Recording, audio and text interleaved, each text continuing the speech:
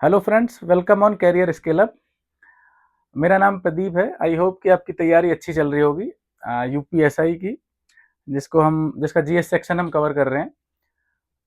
और उम्मीद करता हूं कि आपने प्रैक्टिस सेट लगाने स्टार्ट कर दिए होंगे, क्योंकि वही आपको पार कराएंगे अल्टीमेटली। जो प्रीवियस ईयर क्वेश्चन पेपर्स हैं, एटलीस्ट 2017 और 2021 में जो भी पेपर हुए थे उनको जरूर सॉल्व करें। दिन है उतने की अभी कर सकते हैं, और ये ऐसा हो जाएगा जैसे सूर्य नमस्कार। तो आपका सूर्य नमस्कार है आपके प्रीवियस ईयर क्वेश्चन पेपर्स, तो प्लीज डू दैट। और जो क्वेश्चन उनमें गलत होते हैं उन्हें एक बार रिव्यू जरूर करें, ताकि आप देखेंगे कि आपका इंप्रूवमेंट हो रहा है। अदरवाइज आपने सेट लगाया और फिर आगे बढ़ के केवल कितने मार्क्स आए वो देख के तो इंप्रूवमेंट नहीं होगा। इंप्रूवमेंट के लिए जरूरी है कि जो सेक्शंस या जो क्वेश्चंस हमारे गलत हुए हैं उन्हें एक बार रिव्यू जरूर करें, उनके आंसर देखें कहीं से भी, या उन्हें सॉल्व जरूर करें अगर मैथ्स या रीजनिंग के हैं। और जीएस या हिंदी के हैं तो उनका जहाँ से भी आंसर अपने को मिलते हैं वहाँ से हमें जरूर देखने चाहिए। तो that will enhance your preparation. और हमारे चैनल का नाम है career scale up.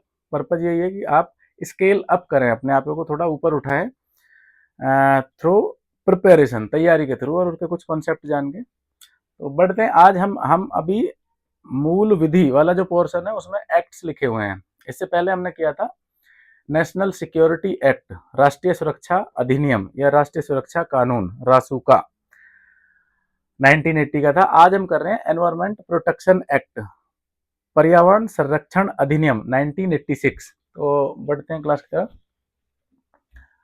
Environment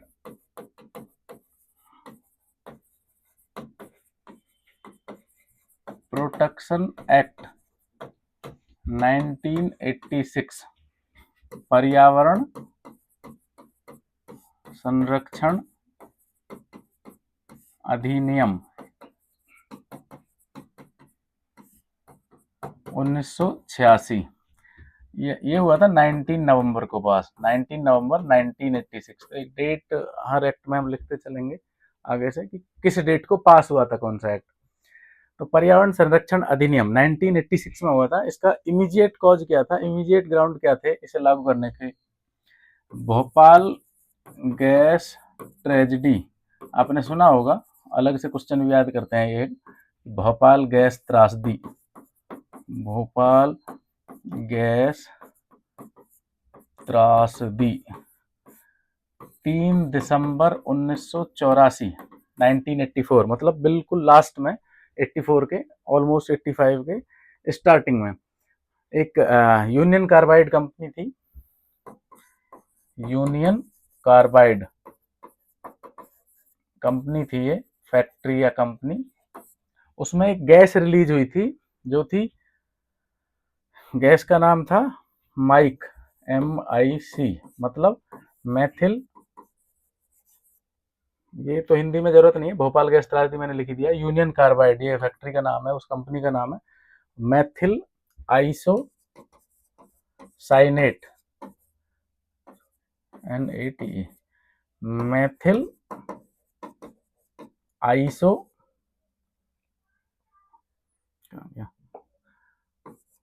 isocyanate, ये गैस रिलीज हुई थी मैथिल आइसोसाइनेट। उसकी वजह से इमीडिएट ऑलमोस्ट 4000 पीपल जो उसकी सराउंडिंग में रहते थे उनकी डेथ हो गई। प्लस में अलग अलग डेटा या अलग अलग सोर्सेज अलग अलग डेटा बताते हैं, कुछ बताते हैं 5 लाख, कुछ बताते हैं 7-8 लाख, 10 लाख तक भी। इतने लोग फाइनली अफेक्ट हुए बाद तक भी, चल आगे आने वाले कई सालों में। सेपरेटली भी एक क्वेश्चन पूछा जाता है कि कौन सी गैस रिलीज हुई थी भोपाल गैस त्रासदी में, तो कौन सी है? माइक। माइक पे लगा लगा के लोग बता रहे थे कि भाई यहाँ से निकलो। तो ऐसे याद कर सकते हैं, MIC, मैथिल आइसोसाइनेट, ये गैस थी, यूनियन कार्बाइड कंपनी का नाम था, और 3 दिसंबर 1984 फैक्चुअल इंफॉर्मेशन है। तो इमीडिएट कॉज तो ये था कि पर्यावरण में हमें कुछ ऐसी चीजें हैं जो हमारी इंडस्ट्री से रिलेटेड हैं, तो उनको कहाँ लोकेट करना चाहिए कि इमीडिएट लोगों पे अफेक्ट, ह्यूमन लाइफ एंडेंजर ना हो इमीडिएटली। अल्टीमेटली तो होना ही है, कोई ना, मतलब कोई भी एक्टिविटी होगी अल्टीमेटली वो अफेक्ट करेगी ह्यूमन को भी और अदर स्पीसीज को भी, बट वो इमीडिएट इफेक्ट उसका ना हो, एटलीस्ट उसे दूर रखा जाए, या कुछ इस तरह के हम मेजर्स लें, सावधानी बरतें कि हमारे पास हमको टाइम मिले किसी भी चीज़ को संभालने का। बट ऐसा था नहीं वहाँ पे, क्योंकि जनरली जो रेजिडेंस एरिया थे उन्हीं के आसपास थी वो। इमीडिएट कॉज ये था एक्ट को पास करने का। सेकंड था कि हमने 1972 में यूएन कॉन्फ्रेंस या कन्वेंशन ऑन ह्यूमन एनवायरनमेंट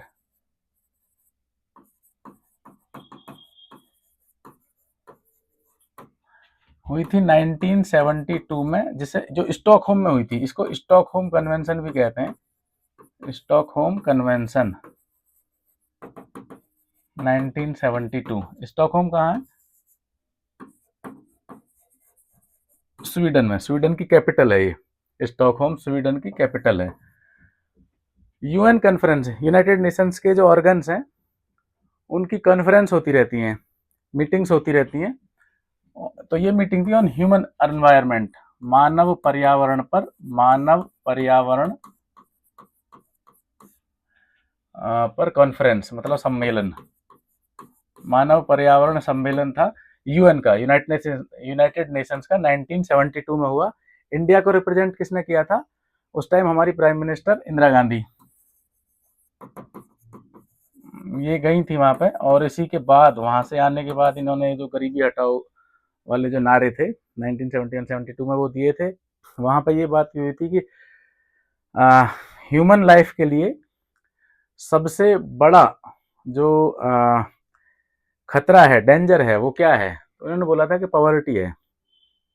तो पॉवर्टी सबसे वर्स्ट फॉर्म है आदमी की लाइफ में, अगर गरीबी है, तभी वो गरीबी हटाओ इस तरह के नारे दिए थे। तो इंडिया को रिप्रेजेंट किया था प्राइम मिनिस्टर इंदिरा गांधी ने उस टाइम कॉन्फ्रेंस में। तो हमने वहां कमिट किया था, यहाँ ये कॉन्फ्रेंस किस पे थी? एनवायरमेंट पे। तो वहां पे बात हुई थी प्रोटेक्ट, पीआई, आप पुलिस इंस्पेक्टर बनोगे, ये बात हुई थी वहां पे। मतलब प्रोटेक्ट एंड इम्प्रूव, किसको? एनवायरनमेंट को, मतलब पर्यावरण को। ये 72 में बात हो रही थी। ये प्रोटेक्ट करो मतलब संरक्षित करो, सुरक्षा करो उसकी, संरक्षण या सुरक्षा, और उसे इम्प्रूव भी करो, मतलब उसे बढ़ाओ। जो हमारा एनवायरनमेंट है उसे थोड़ा अच्छा करो, बढ़ावा देना, या ऐसा कुछ लिख सकते हैं। तो ये हम यूनाइटेड नेशंस में ऑलरेडी 1972 में डिस्कस कर रहे थे ये चीज। और वहां पे हमने कमिट भी किया था, यूनाइटेड नेशंस के जो ऑर्गन्स हैं आपस में जो कॉन्फ्रेंस होती है, तो वहां पे इंटरनेशनल मीटिंग्स में ये डिसाइड होता है कि आपको क्या स्टेप्स लेने हैं। अभी भी चल रही हैं, जैसे आप ये यूएन के कई सारे ऑर्गन्स हैं, जैसे ये यूएनईपी के अंदर आएगा, यूनाइटेड नेशंस एनवायरनमेंट प्रोग्राम। और ये मीटिंग चलती रहती है, जैसे सोलर से रिलेटेड है, प्लस में ये क्या बोलते हैं उसे, कार्बन क्रेडिट और एमिशन, मॉन्ट्रियल प्रोटोकॉल। तो ये सब यूनाइटेड नेशंस के जो डिफरेंट डिफरेंट ऑर्गन्स हैं उनके कॉन्फ्रेंसेस चलते रहती हैं, कन्वेंशन चलती रहती हैं, मीटिंग्स चलती रहती हैं, उसमें अलग अलग डिसीजन लिए जाते हैं। तो वहां पे हमने कमिट किया था कि हाँ, हम भी एनवायरनमेंट को प्रोटेक्ट करेंगे और इम्प्रूव करेंगे, हम एनवायरनमेंट का संरक्षण करेंगे और उसे बढ़ाएंगे, मतलब अच्छा करेंगे। तो इसको इम्प्लीमेंट करने के लिए हमने एनवायरनमेंट, अभी मैं ईपीए लिखूंगा कहीं पे भी, ईपीए 1986, एनवायरनमेंट प्रोटेक्शन एक्ट 1986 को इम्प्लीमेंट किया। और इस एक्ट की जो प्रियम्बल है या जो इंट्रोडक्टरी स्टेटमेंट है, इसकी प्रस्तावना है या इंट्रोडक्टरी पार्ट है जो इसका, उसमें हमने ये लिखा है कि to implement the decisions made at UN conference on human environment 1972 या स्टॉकहोम कन्वेंशन, जो हमने बात की थी अभी 1972 को, उसको इम्प्लीमेंट करने के लिए हम ये लॉ, एनवायरनमेंट प्रोटेक्शन एक्ट लागू कर रहे हैं। तो कॉन्स्टिट्यूशनल बैकग्राउंड फिर हमें मिलता है, अगर आप, जब हम पढ़ेंगे आगे, आर्टिकल 253 कॉन्स्टिट्यूशन ऑफ इंडिया का बोलता है कि अगर इंटरनेशनल कोई भी एग्रीमेंट है, ट्रीटी है या कन्वेंशन है, तो उसको लॉ कौन बनाएगा? उस पर पार्लियामेंट लॉ बनाएगी उसको इम्प्लीमेंट करने के लिए। इंटरनेशनल मतलब अंतरराष्ट्रीय पढ़े होगे अगर याद होगा, 253 253 में एग्रीमेंट समझौते को फोर्स में लाने के लिए लॉ कौन बनाएगी? भारतीय संसद बनाएगी। तो कॉन्स्टिट्यूशनल बैकअप क्या हुआ हमारे पास? आर्टिकल 253। तो अगर पूछा जाए एनवायरमेंटल प्रोटेक्शन एक्ट, पहला क्वेश्चन यहां से बन सकता है। एक तो वो बन सकता है कि कब पास हुआ, तो 19 नवंबर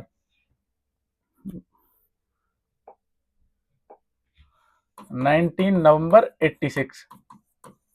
तो थोड़ा डेट भी हम देखते चलेंगे क्योंकि फैक्चुअल इंफॉर्मेशन भी पूछते हैं यूपी में। आर्टिकल 253 इसका कॉन्स्टिट्यूशनल बैकअप है। अगर पूछेंगे एनवायरमेंट प्रोटेक्शन एक्ट किस कानून कॉन्स्टिट्यूशन के किस आर्टिकल के तहत बनाया, तो आर्टिकल 253 253 के तहत, जिसमें क्या है कि अंतरराष्ट्रीय समझौतों, ट्रीटी, कन्वेंशन जो सम्मेलन है उनको इफेक्ट में लाने के लिए संसद कानून बनाएगी, ना कि स्टेट लेजिस्लेचर। स्टेट नहीं बनाएगी वहां पे। इंटरनेशनल मैटर्स में स्टेट को हमने नहीं दे रखी, इसलिए हम फेडरल क्वासी फेडरल बोलते हैं। वो किसने बोला था? केसी वेयर ने बोला था इंडियन कॉन्स्टिट्यूशन को, या इंडियन नेचर ऑफ स्टेट, राज्य और केंद्र के बीच के संबंधों के बेस पर कि हम क्वासी फेडरल हैं। तो पार्लियामेंट लॉ बनाएगी। तो ये हो गया इसका कॉन्स्टिट्यूशनल बैकअप। अब इसके 26 सेक्शन है टोटल, इसमें 26 में से 10-12 हमें लगते हैं इंपॉर्टेंट, जहां से पूछ सकते हैं, तो वो देख लेते हैं। हाँ, किसी भी एक्ट का मैं एक जनरल इंफॉर्मेशन फिर से दे दूं, शायद कल भी हमने जो एक्ट डिस्कस किया था उसमें भी बोला था, सेक्शन 1 जो है वो हर एक एक्ट का इररिस्पेक्टिव ऑफ एनी एक्ट, वो बोलता है शॉर्ट टाइटल। मतलब कि टाइटल इसका एक्ट को क्या बोलेंगे, और एक्सटेंट मतलब ज्यूरिसडिक्शन कि वो कहाँ लागू होगा, किस एरिया में लागू होगा, और कमेंसमेंट।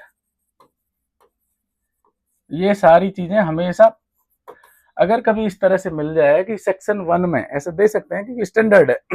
शॉर्ट टाइटल मतलब एक्ट का नाम क्या होगा, एक्ट का नाम, जैसे हम बोलेंगे इसे कि इस एक्ट का नाम पर्यावरण संरक्षण अधिनियम होगा। फिर है एक्सटेंट या ज्यूरिसडिक्शन, मतलब क्षेत्राधिकार, वो कहाँ लागू होगा। टेरिटोरियल ज्यूरिसडिक्शन क्या है, किस टेरिटरी में होगा, इंडिया के बाहर भी होगा क्या? नहीं हो सकता, हमारी पार्लियामेंट पावर हो ही नहीं सकती उससे बाहर। जो हमारा इंडिया का टेरिटरी ऑफ इंडिया है उसके बाहर हम लॉ नहीं बना सकते। सॉवरेंटी से ही बोलते हैं, सब अपने अपने ज्यूरिडिक्शन में काम करें विदाउट एक्सटर्नल इंटरफेरेंस, कोई भी एक्सटर्नली इंटरफेयर नहीं करेगा। और कमेंसमेंट लागू कब होगा, तो ये हर एक एक्ट का सेक्शन 1 इसी की बात करेगा हमेशा। तो ये हमेशा याद रखना, शॉर्ट टाइटल, कमेंसमेंट और ज्यूरिडिक्शन कि वो लॉ कहाँ लागू हो रहा है, लॉ का नाम क्या है, एक्ट को किस नाम से जानेंगे, लागू होने की डेट कब होगी। वो बोलेंगे कि from the date of publication in the gazette of India, gazette में हम पब्लिश करेंगे उस डेट से होगी, ऐसा बोलते हैं। या किसी किसी में फोर्स एक्ट में ही लिख देते हैं कि ये एक्ट 1 जुलाई 2017 से लागू होगा, ऐसे लिख देंगे, या जो भी है। और एक्सटेंट ऑफ ज्यूरिसडिक्शन, क्षेत्राधिकार, किस एरिया में वो लगेगा या कहाँ तक हम जा सकते हैं, ये केवल जम्मू कश्मीर के लिए है, ये केवल उत्तराखंड के लिए है, ये केवल हिमाचल प्रदेश के लिए, या पूरे इंडिया के लिए। तो ये उसका होगा। और सेक्शन 2 हमेशा किसी भी एक्ट का वो डेफिनेशन बताएगा। हर लॉ में क्या है, लॉ में बोलते हैं कि what is written is law, not written not law. मतलब जो लिखा है वो कानून है, जो नहीं लिखा वो कानून नहीं है। तो इसलिए वहां पे हर टर्म की हमको डेफिनेशन देनी पड़ती है कि इस एक्ट में, इस कायदे में इसका मतलब क्या होगा। तो ऑलवेज सेक्शन 2 में ये एक स्टैंडर्ड वो है, पैटर्न हम फॉलो करते हैं। सेक्शन 1 में तो ये मिलते हैं, सेक्शन 2 में हमेशा डेफिनेशंस मिलती हैं कि अगर इस एक्ट में कहीं भी ये वर्ड यूज होता है, कोई पर्टिकुलर वर्ड यूज हो रहा है, कोई पर्टिकुलर शब्द यूज हो रहा है, तो उसका मतलब क्या है उसमें। तो उसके लिए सेक्शन 2 है, वो डिफाइन करेगा सारे टर्म्स को। तो कुछ इसमें डेफिनेशन है 2-3, दे तो बहुत सारी रखी है, पर जो हमें इंपॉर्टेंट लग रही है ये पूछ भी सकते हैं। एनवायरमेंट का नाम है तो एनवायरमेंट क्या है, पॉल्यूटेंट क्या है, और हजार्डस क्या है, ये दो तीन डेफिनेशन हम देख लेते हैं। 2A में डेफिनेशन दी है एनवायरमेंट की, कि पर्यावरण क्या है।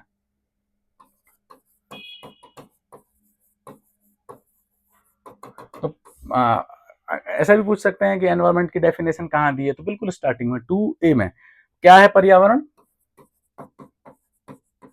पर्यावरण बोला है land, water, air, human being. जैसे हम पढ़ेंगे बीएनएस, उसमें लिखा हुआ है कि आदमी जानवर नहीं है, मतलब जानवर ये होंगे जो एनिमल है, और ऐसे आदमी हम बायोलॉजिकली देखें तो जानवर ही हैं। क्लासिफिकेशन इस तरह से है, land water air, for the sake of that law, उस लॉ के लिए हम जानवर नहीं है।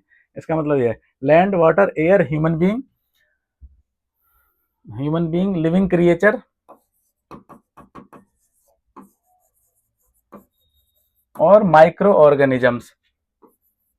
माइक्रो ऑर्गेनिजम्स क्या मतलब है? लैंड भूमि, जल, हवा, ह्यूमन बीइंग आदमी या मानव, और लिविंग क्रिएचर कोई भी जीव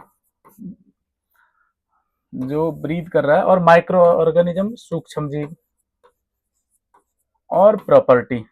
सारे वर्ड याद नहीं करने हैं, संपत्ति याद नहीं करने तो लिख क्यों रहा? लिख इसलिए रहे कि हमें ये पता होना चाहिए कि एनवायरनमेंट में केवल ऐसा नहीं है केवल लैंड है या केवल वाटर है या केवल एयर, एक ब्रॉडर टर्म है जिसमें land, water, air, human being, living creatures और प्रॉपर्टी ये सब लिए हैं। ऐसा नहीं है कि अगर हम जनरली सोचें तो एनवायरनमेंट हम ये हिसाब लगाने लगे कि लैंड, एयर, वाटर शायद यही होगा, या लिविंग क्रिएचर्स होता है, हो सकते हैं। इनमें प्रॉपर्टी अलग से की हुई है, माइक्रो ऑर्गेनिज्म का अलग से स्पेसिफाई किए हुए हैं। तो एनवायरनमेंट की डेफिनेशन इस तरह डिफाइन किया है लॉ में।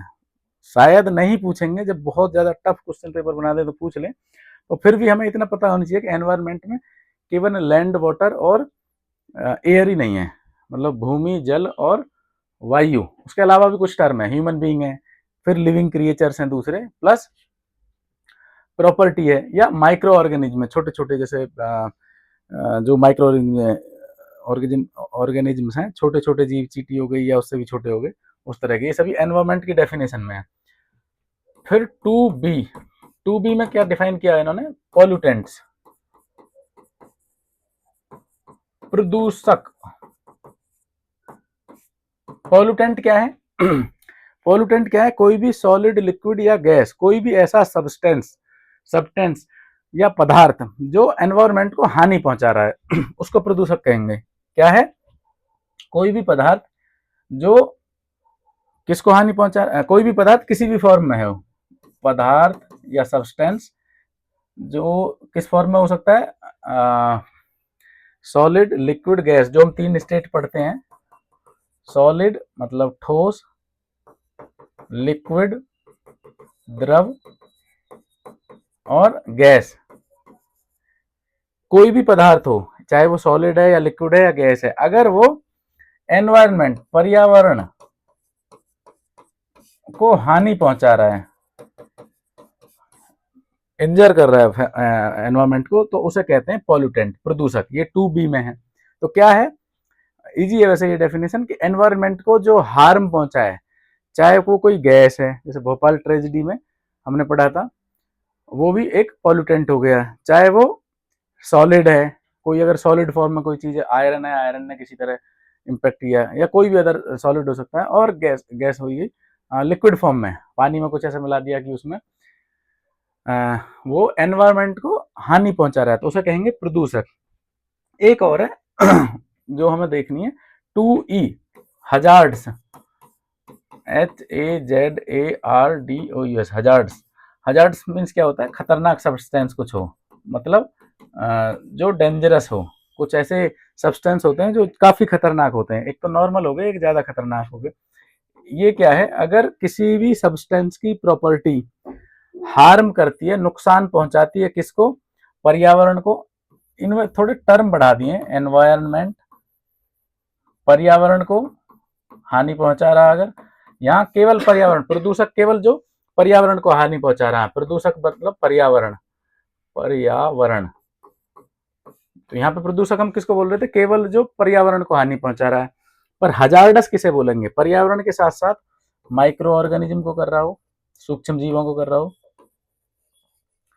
ह्यूमन बीइंग को कर रहा हो, मानव जाति को भी कर रहा हो, एनवायरनमेंट के साथ साथ जो सूक्ष्म जीवों को भी हानि पहुंचा रहा है, ह्यूमन बीइंग को भी पहुंचा रहा है, और लिविंग क्रिएचर्स, जो दूसरे लिविंग क्रिएचर्स हैं उनको भी हानि पहुंचा रहा है। तो कैसे याद रख सकते हैं, हजार्डस मीन्स खतरनाक, पॉल्यूटेंट से भी थोड़ा ज्यादा है। पॉल्यूटेंट केवल उनको बोल रहे थे जो एनवायरमेंट, ये लॉ में इस तरह डिफाइन है, पॉल्यूटेंट केवल उनको बोल रहे थे जो एनवायरमेंट को हानि पहुंचा रहे हैं। ये एनवायरमेंट के साथ साथ किस किस को हानि पहुंचा रहे हैं, ह्यूमन बीइंग को भी पहुंचा रहे हैं, लिविंग क्रिएचर्स को भी पहुंचा रहे हैं, जीवों को पहुंचा रहे हैं। ह्यूमन बीइंग हो गया, लिविंग क्रिएचर्स हो गया, और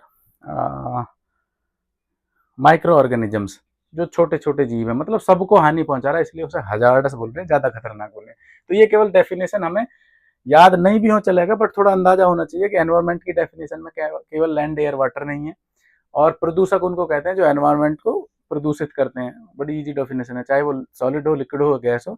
और हजार्डस उसको बोलते हैं जो एनवायरमेंट के साथ साथ ह्यूमन बीइंग को कर रहे हैं, लिविंग क्रिएचर को कर रहे हैं, और माइक्रो ऑर्गेनिज्म को कर रहे हैं। तो ये होगी हमारी section 2।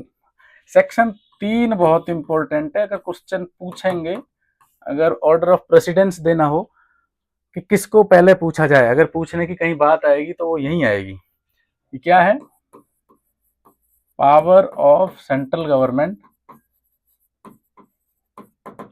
Power of central government to take measures to protect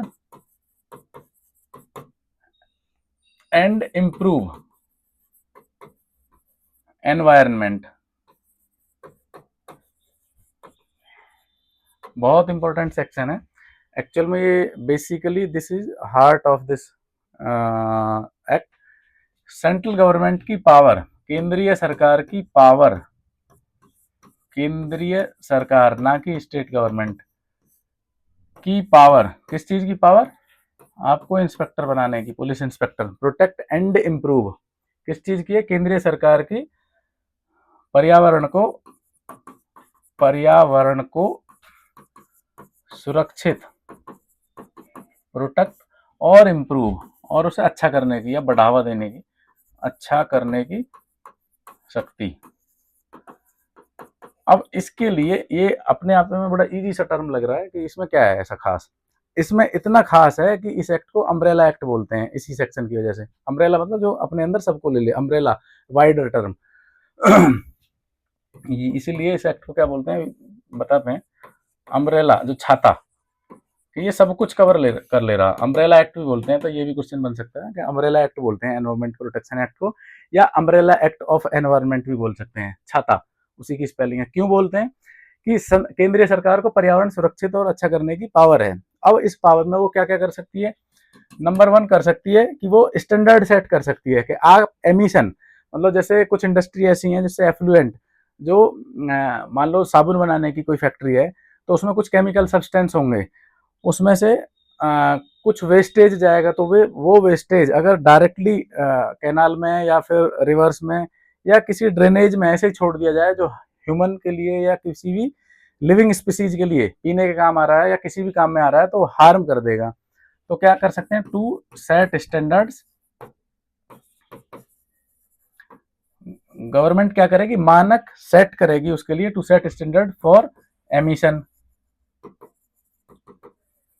कि उत्सर्जन के लिए आप ये चीजें जैसे भट्टा हम जनरली देखते हैं जो ईंट बनती है, उसमें ये धुएं आते हैं, कि तो उसकी चिमनी कितने ऊपर रखनी है ताकि वो हार्म ना करे, उसका जो धुआं आएगा वो नीचे ना आए, ऊपर से ऊपर ही चला जाए। तो उनके स्टैंडर्ड्स हैं, एमिशन मानक सेट करेगी, मानक उत्सर्जन के मानक सेट करेगी सेंट्रल गवर्नमेंट। दूसरा कह सकते हैं, जैसे भोपाल गैस ट्रेजेडी में क्या हुआ था कि जो रेजिडेंशियल प्रीमाइसेस थी, जहां रहने की जगह थी, उसी के आसपास हमने फैक्ट्री बना रखी थी। तो लोकेशन, इंडस्ट्रियल लोकेशन, गवर्नमेंट ये बताएगी कि आप इंडस्ट्रियल लोकेशन, औद्योगिक क्षेत्र की स्थिति क्या होगी, कहाँ बसेगा, कहाँ मतलब औद्योगिक क्षेत्र कहाँ हमें बनाना है। तो जनरली जीआईडीसी होती है गवर्नमेंट के, इंडस्ट्रियल डेवलपमेंट कॉर्पोरेशन, एक सर्टेन एरिया में जो रेजिडेंस से इतनी दूरी पे होना चाहिए, सड़क से इतनी दूरी पे होना चाहिए, इस तरह के इंडस्ट्रियल लोकेशंस, उनके क्षेत्र कहाँ रख सकते हैं हम, बिल्कुल पास नहीं रख सकते। जैसे हमें एटलीस्ट कुछ हो जाए तो मतलब इंडस्ट्री में कुछ ऐसा हो जाए, फैक्ट्री में, कंपनी में, तो हमें टाइम मिले, ह्यूमन को एटलीस्ट टाइम मिले कि उन्हें सही कर सकें। इंडस्ट्रियल लोकेशन सेट कर सकते हैं। जो हजार्डस हैं, जो हजार्डस सब्सटेंस है, हजार्डस इंडस्ट्री है, उनको अलग से, हजार्डस मतलब जो खतरनाक, थोड़ी नॉर्मल से बढ़ के इस तरह के जो इंडस्ट्रीज हैं, जैसे कोई ऐसा केमिकल बना रहे हैं जिससे ह्यूमन को भी हार्म कॉज हो सकता है, उनको कहाँ लोकेट करना है, या उनके लिए अलग से गाइडलाइन अलग से उनके लिए गाइडलाइन निकाल सकते हैं। वैसे 1 2 3 करके नहीं है, उसी में लिखे हुए हैं। मैं खाली ये मिटा देता हूँ इरेजर से नंबर्स, क्योंकि हमें आर्टिकल 3 3 उसी तरह से याद रखना। तो ये काम कर सकते हैं, ये पहले 1 और 2 में है।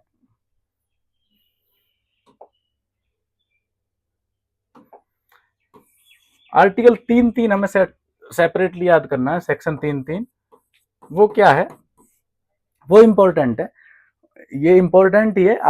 ये सेक्शन 3 सारा ही इम्पोर्टेंट है, पर 3 3 को हम अलग से याद रख रहे हैं। क्यों? क्योंकि इसमें गवर्नमेंट को, हाँ, इसमें जो सबसे बड़ा है, उस अम्ब्रेला एक्ट क्यों बोलते हैं, अम्ब्रेला एक्ट इसलिए बोलते हैं इसको कि ये सारे काम करने के लिए अगर किसी भी state government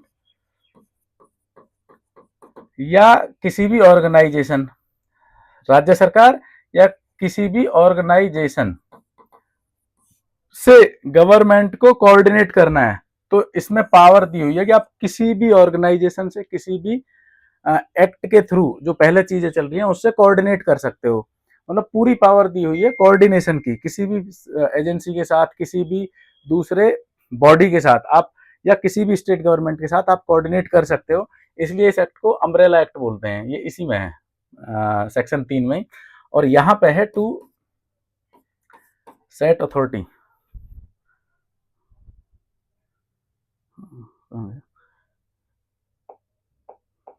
to constitute authority, constitute authority मतलब कि इसमें ये बॉडी बना सकते हैं। जैसे कोई पर्टिकुलर एक्ट बनाया, फिर उसके थ्रू एनएचआरसी हो गया या कोई भी एक्ट ले लो, एक कानून बनाएंगे, फिर उसके अंदर एक बॉडी बनाएंगे, मतलब इसमें इतने चेयरपर्सन होंगे, ये इस काम को करेंगे। तो 3 3 में वो पावर है जो कौन अथॉरिटी बनाएगी, मतलब गवर्नमेंट बॉडी कौन सी होगी, अथॉरिटी या बॉडी, कोई भी बॉडी वो बना सकते हैं इन सारे काम के लिए, जो सारे काम सेक्शन 3 में बताए गए हैं।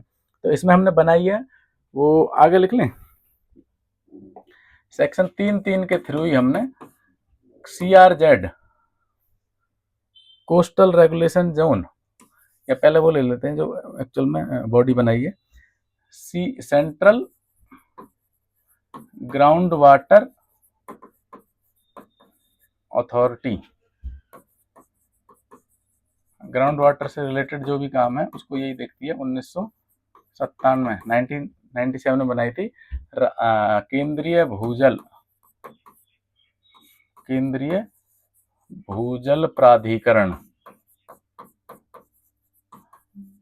मतलब एक गवर्नमेंट बॉडी है, बिल्कुल सारे रिक्रूटमेंट होते हैं, सारा काम होता है, शॉर्ट में बोलते हैं CGWA, मिनिस्ट्री ऑफ वाटर के अंदर है, सारे काम आते हैं इसमें, वो इसके थ्रू बनाई है। नंबर 2 है CRZ, coastal regulation zone, coastal regulation zone मतलब जो तटीय क्षेत्र हैं,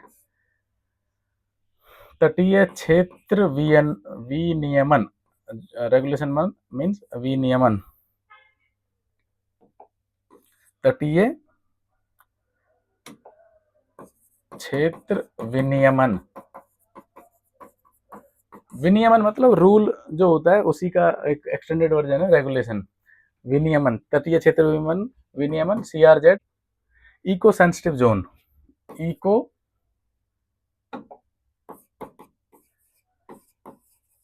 सेंसिटिव जोन, ये क्या है, पारिस्थितिकी, पारिस्थितिकी, पारिस्थितिकी,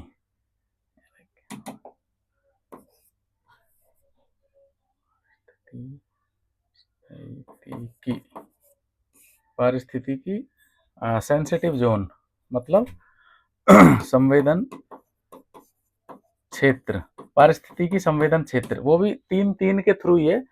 ये जो इन्होंने डिक्लेयर किए हैं ये क्या है, नेशनल पार्क और उससे अटैच्ड है सेंचुरी से। नेशनल पार्क और सेंचुरी जो हम देखेंगे, नेशनल पार्क और सेंचुरी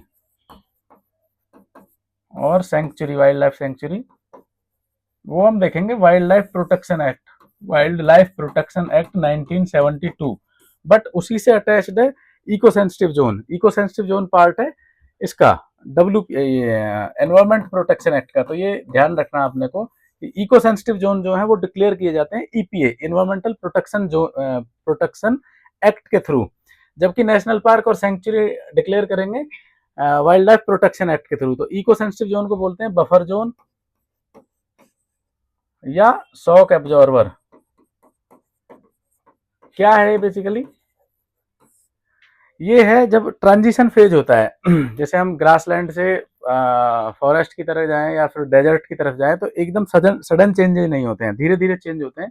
तो एक क्षेत्र ऐसा होगा जहां पे डाइवर्सिटी सबसे ज्यादा होगी, एक कट होगा कि इससे पहले घास है और इसके बाद फिर मान लो डेजर्ट है, यहाँ ग्रासलैंड है, यहाँ डेजर्ट है। तो एक क्षेत्र ऐसा होगा कि वहां पे थोड़ी स्पीसीज ज्यादा मिल सकती हैं, जहां दो ट्रांजिशन जोन होंगे तो वहां पे दोनों चीजें मिल जाएंगी, डेजर्ट वाली स्पीसीज भी मिल जाएंगी और ये ग्रासलैंड वाली स्पीसीज भी मिल जाएंगी। तो इस तरह के जोन को बोलते हैं इको सेंसिटिव जोन। जो नेशनल पार्क या सेंचुरी डिक्लेयर की हैं तो उनके जो कुछ ट्रांजिशन फेज होते हैं उन क्षेत्र को बोलते हैं इको सेंसिटिव जोन। तो वो भी हम सेक्शन 3(3) में डिक्लेयर करते हैं एनवायरमेंटल प्रोटेक्शन एक्ट के। तो ये याद रखना आपने को कि जो इको सेंसिटिव जोन है, पारिस्थितिक संवेदन क्षेत्र जो है वो ईपीए में है, नेशनल पार्क और सेंचुरी डब्ल्यूपीए में है, वाइल्ड लाइफ प्रोटेक्शन में है, बट ये पर्यावरण में है।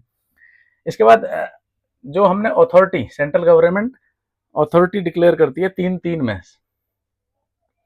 अथॉरिटी अपॉइंट करती है। तो इन्हीं ऑफिसर का वैसे अगर याद रखना चाहें जनरल, मुझे लगता नहीं कि इस तरह का पूछेंगे। इनका अपॉइंटमेंट, उनकी नियुक्ति, वो सेक्शन 4 में है। इसके लगता नहीं है क्योंकि इससे तो इम्पोर्टेंट बाकी बहुत सारे सेक्शन है, बहुत सारे तो नहीं, मतलब 4 में इनका अपॉइंटमेंट है। जो 3 में हमने अथॉरिटी बनाई है, बॉडी बनाई है, उनके कुछ ऑफिसर्स रखने रहेंगे फिर उस अथॉरिटीज में। जैसे हमने सेंट्रल ग्राउंड वाटर अथॉरिटी बनाई तो उसमें जो ऑफिसर्स होंगे उनका अपॉइंटमेंट सेक्शन 4 में है कि उनका अपॉइंटमेंट करना है। फिर सेक्शन 5 एक इम्पोर्टेंट है। सेक्शन 5 में क्या है, ये इंपॉर्टेंट है, power of direction, power of direction of central government किस चीज की, कि आप इंडस्ट्री शट डाउन कर दो। अगर आप सही से इंडस्ट्री नहीं चला रहे हो तो वो बंद करनी पड़ सकती है। क्लोजर, कंप्लीट, प्रोहिबिट कि ये चीज आप नहीं बना सकते। प्रोहिबिट कहते हैं complete negation of something, restriction कहते हैं कि अंडर लाइसेंस आप कोई काम कर सकते हो, प्रोहिबिशन कह सकते हैं कि इसे किसी भी तरह नहीं कर सकते। Prohibit, closure, shutdown, prohibit. और अगर नहीं मानते हैं तो इसी में दे रखी है पावर कि आपकी इलेक्ट्रिसिटी और वाटर सप्लाई उसको कट कर देंगे, वो हम नहीं देंगे। सेंट्रल गवर्नमेंट को ये पावर दे रखी है किसी भी फैक्ट्री को या किसी भी इंडस्ट्री को शट डाउन भी करा सकते हैं अगर वो नॉर्म्स के अकॉर्डिंग काम नहीं कर रहे हैं या वो एनवायरमेंट को हजार्ड कर रही है। क्या हुआ, हजार्ड कर रही है, उसे बंद कर सकते हैं, प्रोहिबिट कर सकते हैं और रेगुलेट कर सकते हैं किसी भी इंडस्ट्री को। ये पावर दे रखी है सेंट्रल गवर्नमेंट को डायरेक्शन इश्यू करने की, power of direction to central government.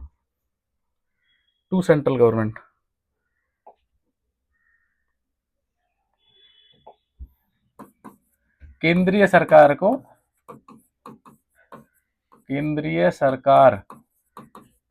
को शक्ति दी हुई है, पावर दी हुई है किस चीज की, कि वो बिजनेस बंद कर सकते हैं, शट डाउन, क्लोज कर सकते हैं, प्रोहिबिट मना कर सकते हैं और रेगुलेट कर सकते हैं कि कैसे चलाना है। कोई भी बिजनेस है, कोई भी इंडस्ट्री है, उसे उसके रेगुलेशन के लिए कायदे बना सकते हैं कि इसे किस तरह कर चलाना है। या अगर वो नहीं मानते हैं तो ये भी वो दे रखी है कि टेम्परेली उनकी वाटर सप्लाई या इलेक्ट्रिसिटी भी बंद कर दे सेंट्रल गवर्नमेंट, तो ये पावर दे रखी है। सेक्शन 5 और सेक्शन 3 इंपॉर्टेंट है, याद रख सकते हैं। इसके बाद सेक्शन 7 है। सेक्शन 7 में बोला है कि जो एमिशन की लिमिट वगैरह कुछ प्रेस्क्राइब की जाएंगी कि आप इतना एमिशन कर सकते हो, इतना उत्सर्जन कर सकते हो प्रदूषकों का या किसी भी दूसरे सब्सटेंस का, तो वहां पे वो लिमिट पार नहीं होनी चाहिए। जो लिमिट प्रेस्क्राइब कही है एमिशन, उत्सर्जन, जैसे कोई गैस है या कोई एफ्लुएंट्स हैं, पानी में कुछ मिले सब्सटेंस है, कोई ऐसी इंडस्ट्री में हो आप जिससे कुछ प्रदूषक बन रहे हैं, तो एमिशन या डिस्चार्ज की लिमिट जो प्रेस्क्राइब की है उससे ज्यादा आप नहीं कर सकते, उससे ज्यादा एक्सेस, मतलब उससे ज्यादा उस लिमिट, जो लिमिट दी हुई है उससे ज्यादा आप उसे डिस्चार्ज या एमिशन नहीं कर सकते। मान लो आपको 100 यूनिट दी है किसी की, आप 100 यूनिट एमिट कर सकते हो। एनवायरमेंट में इतना परमिट है कि आप भट्टा है, जैसे ईंट बन रही है, तो उसमें आप मान लो कि धुआं जो होता है कि आपको उसका मेजरमेंट्स होते हैं कि इतनी बना सकते हो, तो एक लिमिट सेट की हुई है, उससे ज्यादा नहीं कर सकते। एमिशन या डिस्चार्ज की लिमिट से ज्यादा नहीं कर सकते। जो एमिशन है, या पानी में डिस्चार्ज कर रहे हैं हम कोई चीज, पानी में छोड़ रहे हैं, डिस्चार्ज मीन्स छोड़ना या स्राव, स्राव करना बेसिकली। गैस है, गैस का स्राव हुआ, एमिशन मीन्स उत्सर्जन। तो उत्सर्जन और स्राव की लिमिट दी होगी, उस लिमिट के बाहर आपको परमिसिबल नहीं है, उससे बाहर नहीं जाना। सेक्शन 7 हो गया। उसके बाद 10, सेक्शन 10 में क्या है? सेक्शन 10 में है power to entry and inspection. मतलब जो ऑफिसर्स हैं गवर्नमेंट के, वो उनको पावर है एंट्री करने की, किसी भी इंडस्ट्री में एंट्री करने की, प्रवेश करने की, और इंस्पेक्शन करने की, निरीक्षण करने की। निरीक्षण, रीक्षण हो जाएगा, निरीक्षण। सेक्शन 10 में पावर है इंस्पेक्शन एंड एंट्री की। सेंट्रल गवर्नमेंट ने जो ऑफिसर अपॉइंट किए हैं उनको पावर है एंट्री करने की भी प्रीमाइसेस में आपकी कंपनी में, और इंस्पेक्शन करने की कि आपने रिकॉर्ड अच्छे से मेंटेन किए नहीं किए। ये भी एक देख सकते हैं, वैसे मुझे नहीं लगता इतना इंपॉर्टेंट है। सेक्शन 11 में वहीं पे दे रखा, जब एंट्री कर दिया तो हम वहां से कुछ उठा भी सकते हैं सैंपल के तौर पे, कि हम इन्हें टेस्ट कराएं, जो आप बता रहे हो वही कर रहे हो या उससे ज्यादा है इसमें जो भी एलिमेंट है। सैंपल पावर है। 15 इंपॉर्टेंट है। सेक्शन 15 इंपॉर्टेंट है। अगर हम सारे ना करें तो 3 में पावर दी है सेंट्रल गवर्नमेंट को, स्टैंडर्ड सेट कर सकती है और अथॉरिटी बना सकती है, कम्युनिकेट कर सकती है गवर्नमेंट के दूसरे ऑर्गन्स के साथ, इसलिए इसको अम्ब्रेला एक्ट भी कहते हैं। 5 में पंच, गवर्नमेंट पंच मार सकती है आपको अगर आप फॉलो नहीं करोगे। क्या है? आपकी इंडस्ट्री बंद करा सकती है, रिस्ट्रिक्ट करा सकती है। 5 पंच ऐसे याद रख सकते हैं। 10 में सही, 7 में फिर आप साथ दो, आप जो एमिशन की पावर, एमिशन की जो प्रिस्क्राइब्ड लिमिट्स हैं उनके पार मत जाओ, 7 में साथ दो एनवायरमेंट प्रोटेक्शन एक्ट में। इस तरह के कुछ हम लिंक बैठा के दिमाग में याद कर सकते हैं। सेक्शन 10 में एंट्री है, 10 इसको एंट्री से किसी तरह जोड़ लो, 10 में एंट्री कर ली है। उतना इंपॉर्टेंट नहीं लग रहा मेरे को, बट फिर भी डाल दिया है कि हो सकता है, मतलब एग्जामिनर के मूड की बात है। बट इससे इंपॉर्टेंट सेक्शन है 15 है। जैसे 15 में है पेनल्टी, पेनल्टी फॉर कॉन्ट्रावेंशन। अगर आप उल्लंघन करते हो तो आपको क्या पेनल्टी दी जाएंगी? दंड, उल्लंघन करने के लिए। क्या दंड है इसमें? एनवायरमेंट प्रोटेक्शन एक्ट बोल रहा है कि 5 साल तक की जेल हो सकती है और 1 लाख रुपया, ये दोनों हो सकते हैं आपको। क्या है? तो पूछ सकते हैं क्वेश्चन की कितना मैक्सिमम उसमें वो है पनिशमेंट। 5 साल की सजा और 1 लाख। मान लो आप एक रिपीटेटिव ऑफेंडर हैं, कि आपका पहले कोई काम पकड़ा गया कि आप ये गलत कर रहे हो, उसके बाद फिर कंटिन्यू है, बाद में भी कंटिन्यू है, इवन आफ्टर फर्स्ट ऑकरेंस या फर्स्ट कन्विक्शन, पहली बार जब पकड़े गए उसके बाद फिर से वही काम कर रहे हो, तो फिर उसको रिपीटेटिव ऑफेंडर को कुछ ज्यादा पेनलाइज करते हैं। तो उसमें क्या है? 5,000 रुपए, 5K, 5,000 पर डे का चार्ज, जितने दिन से वो चल रहा है, प्लस वो सजा जो है वो 5 साल से बढ़ा के 7 साल कर दी जाएगी। तो ये 15 थोड़ा इंपॉर्टेंट है, पेनल्टी फॉर कॉन्ट्रावेंशन। अगर आप उल्लंघन कर रहे हो प्रोविजंस का तो आपको दंड दिया जा सकता है। वो दंड क्या है, 1 लाख रुपए और 5 साल की सजा। पर एक बार पकड़े जाने के बाद फिर भी कर रहे हो तो फिर वो बढ़ा दिया, इसे बोलते हैं रिपीटेटिव, बार बार कर रहा है, रिपीटेटिव ऑफेंसेज। रिपीटेटिव ऑफेंडर हो, कंटिन्यू कर रहे हो फर्स्ट कन्विक्शन के बाद भी, तो फिर 5,000 पर डे, जिस दिन से पकड़े गए और जो पीरियड था पहले पनिशमेंट का, प्लस ये 5 साल की जगह पर एक्सटेंडेड टू बी 7 ईयर्स, 7 साल तक हो सकती है फिर सजा। 15 इंपॉर्टेंट मेरे को लगा, 3, 5, 15 ये तो जरूर पढ़ लेना, याद कर लें। 15 में पेनल्टी, 15 पेनल्टी, 15 पेनल्टी। 5 में पंच, गवर्नमेंट आपके शट डाउन करा सकती है, इलेक्ट्रिसिटी काट सकती है, इस तरह से कुछ हमें लिंक बैठाने। 15 हो गया। 15 के बाद मुझे फिर से मैं वही बोल रहा हूँ, पर ऐसा होता है कई बार अगर कोई चीज केवल ऐसे ही एक बार बोल भी दो तो सबकॉन्शियसली स्टोर हो जाती हैं। 16 में है ऑफेंसेस बाई कंपनी। कंपनी अगर कोई ऑफेंस कर रही है तो उसमें किसको सजा देंगे, क्योंकि कंपनी को बोलते हैं both are separate entity. Company के जो डायरेक्टर्स हैं और कंपनी है, दोनों सेपरेट एंटिटी हैं, वो एक नहीं है। कॉर्पोरेट वेल का कंसेप्ट है कि दोनों के बीच एक पर्दा है, डायरेक्टर्स अलग है, कंपनी अलग है, बोथ आर सेपरेट एंटिटी। और जो हम पर्सन की डेफिनेशन पढ़ते हैं 14 में 15 में जहां भी लेते हैं, no person shall be denied right to access, ऐसा सिटीजन है वहां पर जहां जहां पर्सन है तो कंपनी पर्सन में भी आती है। अब कंपनी को किस तरह आप वो करोगे, पेनलाइज करोगे। अगर सजा देनी हो, जेल करनी हो, तो कंपनी को क्या सजा दोगे, कंपनी तो एक लीगल एंटिटी है। तो वहां बोला हुआ है जो डायरेक्टर होगा, जो मेन देख रहा होगा कामकाज, उसको दी जाएगी। अगर गवर्नमेंट डिपार्टमेंट है कोई भी याद रखने की जरूरत नहीं है, बट ऐसे ही बता दे रहा हूँ कि 15 जहां पेनल्टी है उसके बाद कंपनी है, कंपनी में भी हो सकती है। फिर उसके बाद है गवर्नमेंट डिपार्टमेंट। अगर गवर्नमेंट डिपार्टमेंट है तो उसमें जो एचओडी होगा गवर्नमेंट में, गवर्नमेंट उस डिपार्टमेंट के, उनको जो भी ऑफेंस किए हैं, जब तक भी वो ये प्रूव ना कर दें कि मैं उसमें इन्वॉल्व नहीं था।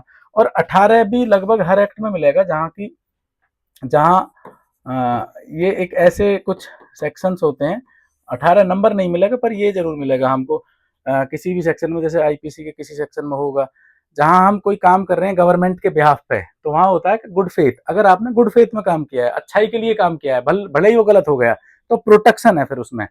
उस ऑफिसर के अगेंस्ट फिर एक्शन नहीं होगा, क्योंकि उसने इंटेंडेडली, उसने किसी मेलाफाइड इंटेंशन से काम नहीं किया कि मैं कुछ गलत करूं, मेरे को इससे कोई बेनिफिट मिल जाए, उस तरह से काम नहीं किया।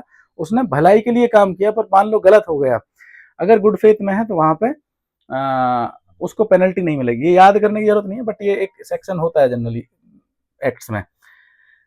हमें 15 जरूर याद करना है 15 के बाद कंपनी है, याद रख सकते हैं, ऐसे ही रह जाएगा याद कि कंपनी के डायरेक्टर्स को करेंगे अगर पेनलाइज करना है, कंपनी ने ऑफेंस किए तो, और गवर्नमेंट डिपार्टमेंट और एचओडी को। बट कब नहीं करेंगे इनको, जब ये प्रूव कर दें कि हमारा कोई मेलाफाइड इंटेंशन नहीं था और हमने कोई कनाइवेंस नहीं किया है, हमने कोई इसी तरह का गलत काम नहीं किया है। तो 15 इंपॉर्टेंट है। 15 के बाद हम ले लेते हैं 19, cognizance of offences. Cognizance of offence, या ऑफेंस तो नहीं कहेंगे इसे, पहले तो वही हुआ ना, कह भी सकते हैं, ऐसे बोल सकते हैं ऑफेंस। कॉग्निजेंस, कोर्ट कॉग्निजेंस कब लेगी, केवल कंप्लेंट में लेगी, मतलब सुओ मोटो नहीं लेगी। एक बोलते हैं कि wake up and take up, उठे और कोई भी ले लिया अपने आप, सेल्फ कॉग्निजेंस नहीं है इसमें। को कोर्ट संज्ञान में कब लेगी किसी भी कंप्लेन को, मतलब किसी भी मुद्दे को, जब उसके सामने आएगा वो मुद्दा, कोई कंप्लेन करेगा, और कंप्लेन करने के लिए भी 60 डेज का नोटिस है जिसके अगेंस्ट हम कर रहे हैं। तो ये याद रख सकते हैं कि 60 डेज नोटिस है। अगर आपको कंप्लेन करनी है तो 60 दिन एटलीस्ट टाइम देना पड़ेगा, 60 डेज का टाइम है सेक्शन 19 में। और कोर्ट संज्ञान लेगा केवल कंप्लेन पे, कंप्लेन के बेस पे, ठीक है। तो इसमें हिंदी की शायद जरूरत नहीं है, संज्ञान लेगा कोर्ट कंप्लेन के बेस पे। कुछ ऐसे टर्म है इंग्लिश के जो इतने यूज में हैं, दोज आर वेरी, मतलब आई थिंक कि एवरीवन इज अकस्टम्ड, तो हमें वहां पे उनकी जबरदस्ती हिंदी की जरूरत नहीं कर, मतलब रखनी चाहिए तो 60 डेज का टाइम है कंप्लेंट करने के लिए, मतलब कंप्लेन से 60 दिन का टाइम दिया जाएगा। और कॉग्निजेंस कब लेगा कोर्ट, केवल जब कोई कंप्लेन करेगा, सुओ मोटो नहीं है यहाँ पे, मतलब सेल्फ नहीं है, जैसे पीआईएल वगैरह होती है, पीआईएल में कोर्ट अब अपने आप भी ले लेते हैं, अखबार में पढ़ी, अखबार की कटिंग से ही ले लिया, तो यहाँ पे इस तरह का काम नहीं करेंगे, सेल्फ कॉग्निजेंस नहीं है। 19 के बाद है फिर 22, सेक्शन 22 में क्या है, बार ऑन ज्यूरिसडिक्शन, तो ये 19 और 22 जरूर देख लें। Bar on jurisdiction of civil courts, इसमें ऐसा बोला है कि जो सिविल कोर्ट होंगे उनमें अगर कोई शिकायत कर रहा जाएगा, उनको एंटरटेन करने की जरूरत नहीं है। जो सिविल कोर्ट है, बार ऑन ज्यूरिसडिक्शन, मतलब सिविल कोर्ट को ये मुद्दे एंटरटेन नहीं करने हैं। सिविल कोर्ट अगर कोई कंप्लेन लेके जा रहा है किसी सिविल कोर्ट में कोई आदमी इस एक्ट के थ्रू, तो वो एंटरटेन नहीं करेगा। 22 हो गया, और 24 और है एक वो हम देख लेते हैं, ये रेयर मिलता है किसी एक्ट में, ओवर राइडिंग इफेक्ट है इसमें, ओवर राइडिंग इफेक्ट। इसके बाद क्लास खत्म। ओवर राइडिंग इफेक्ट का मतलब क्या है, एक एक्ट में कोई ऑफेंस दे रखा है, हमने कोई काम किया, मान लो किसी दूसरे एक्ट में भी दे रखा है, वाइल्ड लाइफ प्रोटेक्शन एक्ट में भी कुछ मिलता जुलता सा है, जैसे इको सेंसिटिव है यहाँ पे, और वाइल्ड लाइफ प्रोटेक्शन एक्ट में सेंचुरी और ये नेशनल पार्क है। मान लो कोई एक ऐसा ऑफेंस है जो यहाँ पे हमने किया, यहाँ पे भी वो ऑफेंस है और वो दूसरे एक्ट में भी ऑफेंस है, तो ओवर राइडिंग मतलब ये सुपरसीड करेगा। इस एक्ट में जो लिखा है, दोनों एक्ट में से किसकी मानी जाए, एक आदमी के लिए एक एक्ट के लिए या एक ऑफेंस के लिए दो सजा नहीं मिल सकती, तो ओवर राइडिंग बोलते हैं कि इसकी चलेगी। ओवर ऊपर, राइड ये एक्ट ऊपर कर रहा है, तो इस एक्ट में जो मतलब ऊपर लिख देते हैं कि ऊपर, ये एक्ट ऊपर रहेगा, एनवायरमेंट प्रोटेक्शन एक्ट का जो पनिशमेंट है वो ऊपर रहेगा। अगर दोनों एक्ट में एक कोई काम या एक्टिविटी ऑफेंस है तो सजा कौन से में दी जाए, तो एनवायरमेंट प्रोटेक्शन एक्ट का सेक्शन 24 बोल रहा है कि जो इस एक्ट में लिखा हुआ है वो माना जाएगा, दूसरे में चाहे जो लिखा हो। Not with standing anything contained in any law for the time being in force, किसी भी लॉ में फॉर द टाइम बीइंग कुछ भी लिखा हो जो यहां हम लिख रहे हैं वो माना जाएगा। तो this ends your environmental protection act, पर्यावरण संरक्षण अधिनियम। इसी तरह करके मैं सारे एक्ट 1 बाय 1 कर दूंगा। ये एक्ट खत्म हो गया। इसमें कौन कौन से सेक्शन याद रखने हैं, 3, 5, 7 रख सकते हैं, 15 जरूर रखें, 19, 22, 24, तो 7 सेक्शन है, 7 अगर ये भी याद रखेंगे और थोड़ा सा बैकग्राउंड तो चल जाएगा काम। थैंक यू फॉर विजिटिंग, जरूर देखो और उम्मीद करता हूँ कि समझ आ रहा होगा, क्योंकि मैं एलेबोरेशन पे काफ़ी काम करता हूँ। तो आप देखें, क्वेश्चन आएंगे तो हो जाएंगे, उतना उम्मीद है, और इसी तरह के क्वेश्चन पूछे जाएंगे। मुझे नहीं लगता कि इससे बाहर कुछ होंगे। जो पूछे हुए हैं पीछे के क्वेश्चन बड़े फैक्चुअल हैं, ये तो काफ़ी हमने ले लिया है, उतना इतने की जरूरत नहीं है। जो बाद में कुछ सेक्शन बोले थे 16, 17, 18 भूल जाओ, कोई परेशानी नहीं है। 10, 11 भी भूल जाओ, कोई दिक्कत नहीं है, सैंपल और ऑफिसर्स की एंट्री। बाकी ये 4, 5 तो जरूर याद कर लेना, 3, 5, 7, 15, 19 और 22 और 24। So thank you for visiting. Please do like, comment, share और सब्सक्राइब करें, प्लस में बेल आइकन जरूर दबाएं ताकि ज़्यादा से ज़्यादा लोगों को पहुंचे, और जब आपको कोई नई वीडियो हम यहाँ डालें तो आपको नोटिफिकेशन मिल जाए। Thank you for watching.